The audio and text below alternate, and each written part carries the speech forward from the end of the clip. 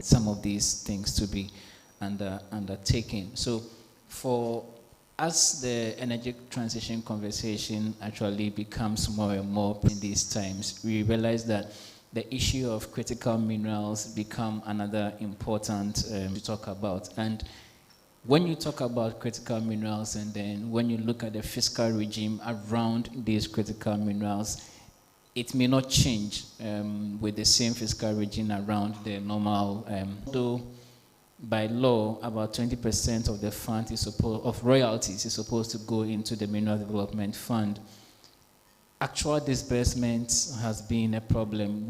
Within the space of time, we have an average of 8 to 11% going into the fund, governing the utilization of such funds. So mostly there's a convention that we should use it for capital projects that people can see that we are using our minerals funds to undertake.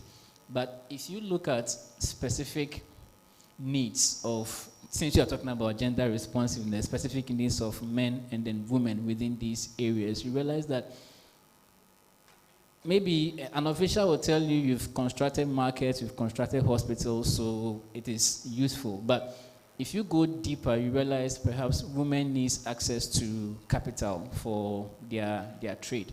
They need access to agricultural implements because these areas are more agriculturally driven. And with this conversation of energy transition, people or women would want to invest in some of these technologies, as we talk about in the Clean Cook. Of such funds at the local level could be enhanced to ensure that people who need such funds could access it through a certain revolving fund that allows them to even access the fund at the local level and then be able to even pay when it is done. And these things are people to access funds that can meet their